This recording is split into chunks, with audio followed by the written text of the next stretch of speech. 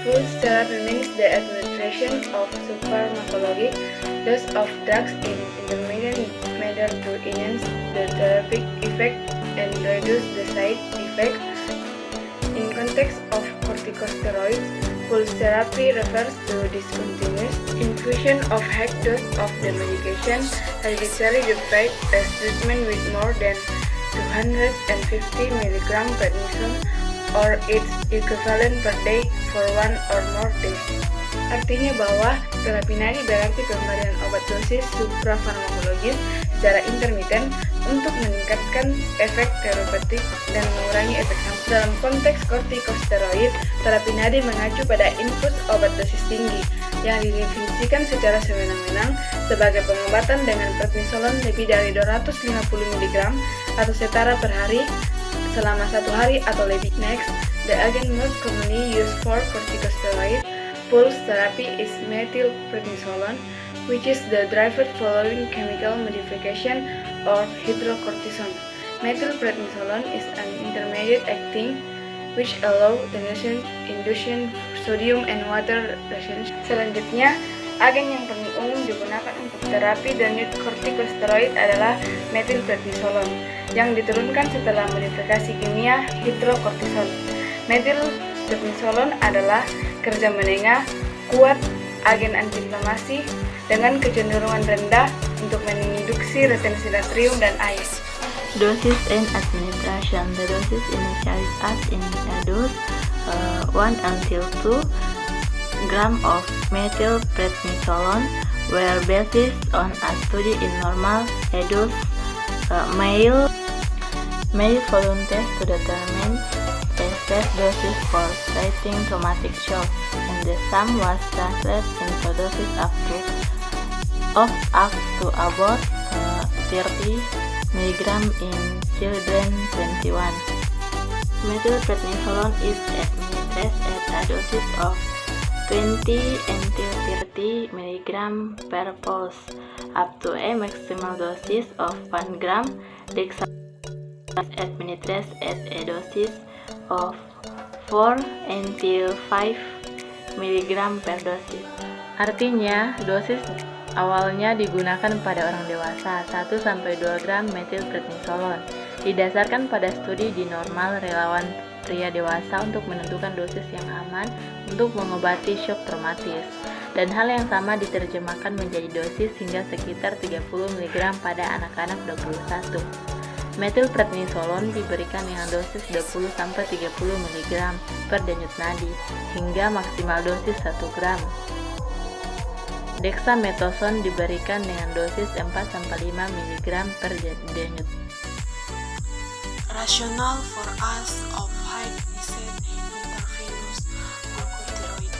The aim of pulse therapy is getting quicker and stronger efficacy and risking desecration the need for long-term use of steroid. The paradox here is that administration high-dose steroid is as to activate the steroid spin effect. Alasan penggunaan glucocorticoid intravena dosis tinggi.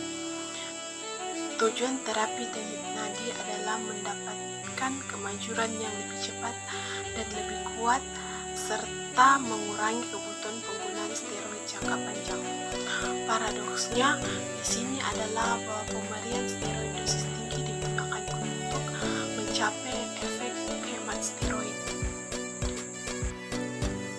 12 studies have shown that the cellular effect of glucocorticoid are mediated by genomic and variation non-genomic medicine.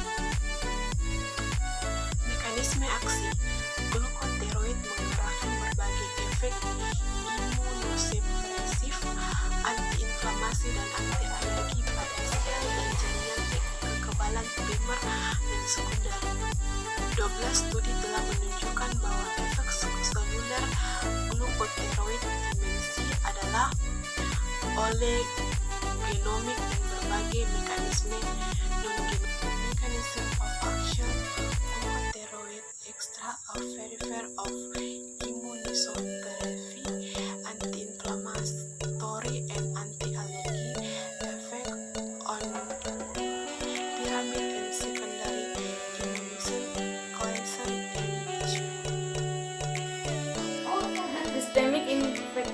including fungal sepsis and uncontrolled hypertension, are contraindications to initiation of steroid therapy. The therapy is also contraindicated in patients with known hypersensitivity to the steroid preparation.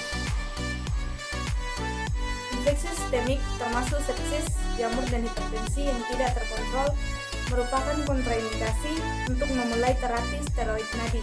Terapi ini juga dikontraindikasikan pada pasien yang diketahui hipersensitif terhadap preparat steroid. The mass signation steroids effect in children are increased blood pressure in already hypersensitive children during and after the infusion, seizures, particularly in systemic lupus erythematosus, which may be related to rapid flux in electrolytes and anaphylactic shock after even one preparation, usually associated with the suspected ester of methylprednisolone 45 abnormal behavior during mood alternation, productivity, psychosis, disorientation, sleep disturbances is a common adverse effect being seen in about 10% patients. 46 hyperglycemia, hypokalemia, and infections are other common adverse effects. The overall incidence of side effects with intravenous dose therapy may exceed 50%. 46 most steroid effects such as cuscoid facial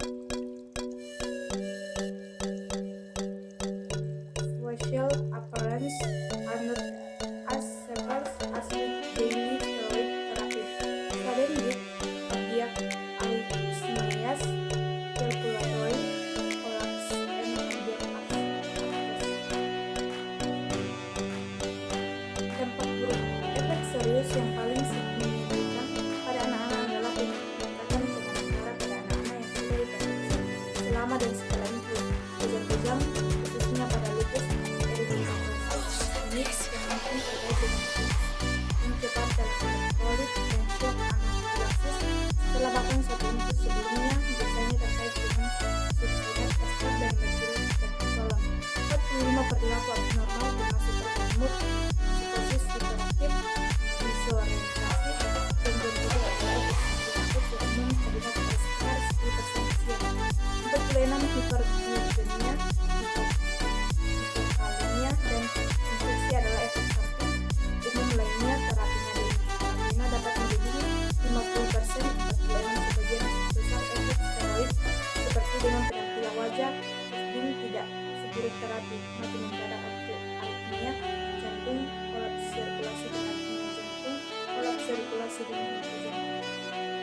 Lainnya terapinya di intravena dapat melebihi 50%, 46 sebagian besar efek steroid seperti dengan penampilan wajah, pusing tidak seburuk terapi, mati mendadak, aritmia. The conclusion of this topic is use of high doses of corticosteroid have a significant but transient anti-inflammatory effect.